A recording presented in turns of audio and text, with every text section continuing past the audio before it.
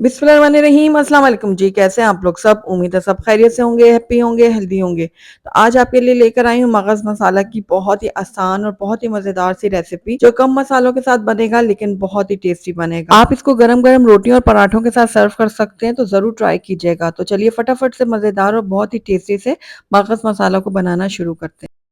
तो बिस्मिल्लाहिर्रहमानिर्रहीम सबसे पहले मैंने यहाँ पर ले लिया एक बकरे का मगज़ जिसको मैंने अच्छी तरह से साफ़ करके धो के रख लिया था। साथ ही यहाँ पर 2 अदद मैंने दरमियाने साइज़ के प्याज़ ले लिए हैं और 1 बड़े साइज़ का टमाटर लिया है, हरी मिर्चें जाएँगी इसके अंदर और बाकी के सूखे मसाले भी जाएँगे वो मैं आपको बाद में बताऊँगी। तो सबसे पहले मैं प्याज़ को और टमाटर को चॉप कर लूँगी बारीक।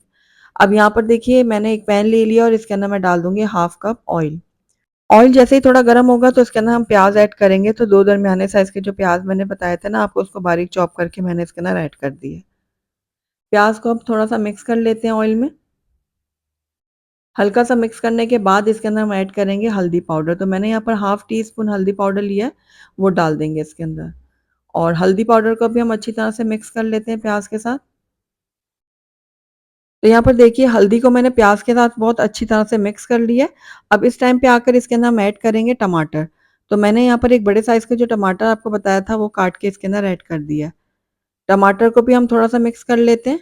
टमाटर को अब तब तक पकाएँगे जब तक ये सॉफ्ट नहीं हो जाते। तो साथ ही मैं इसके अंदर नमक भी ऐड कर दूँगी ताकि टमाटर हमारे जल्दी से सॉफ्ट हो जाएँ।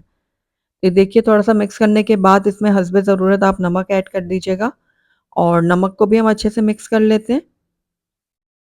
और उसके बाद हम इसको पकाएँगे लगातार चम्मच चलाते हुए ताकि टमाटर और प्याज़ हमारे अच्छी तरह से सॉफ्ट हो जाएँ। तो यहाँ पर देखिए प्याज़ टमाटर बहुत अच्छे से हमारे सॉफ्ट हो गए हैं। बस इस टाइम पे आकर इसके अंदर हम ऐड करेंगे लाल मिर्चों का पाउडर। तो आप अपने टेस्ट के अकॉर्डिंग डालिएगा, मैंने 1 चाय का चम्मच ऐड किया है। और लाल मिर्चों को भी मैं अच्छी तरह से मिक्स कर लूँगी। बस अब इसमें और कोई भी मसाले हम ऐड नहीं करेंगे। काफ़ी लोग इसमें गरम मसाले वग़ैरह डालते हैं काफ़ी, तो उससे जो है ना इसका जो अपना टेस्ट होता है ना मगज़ का वो ख़त्म हो जाता है। तो इसलिए कम मसालों के साथ हम इसको पकाएँगे और ये देखिए अब मगज़ भी मैं इसमें शामिल कर दूँगी और इसको भी अच्छी तरह से अब हम मिक्स करेंगे। मगज़ डालने के बाद हमने 3 से 4 मिनट के लिए इसको अच्छी तरह से भून लेना है ताकि मगज़ हमारा अच्छी तरह से पक जाए। तो ये देखिए लगातार चम्मच चलाते हुए 3 से 4 मिनट के लिए मैंने मगज़ की भुनाई कर ली है और ये मगज़ देखिए बहुत अच्छे से भून के तैयार हो गया।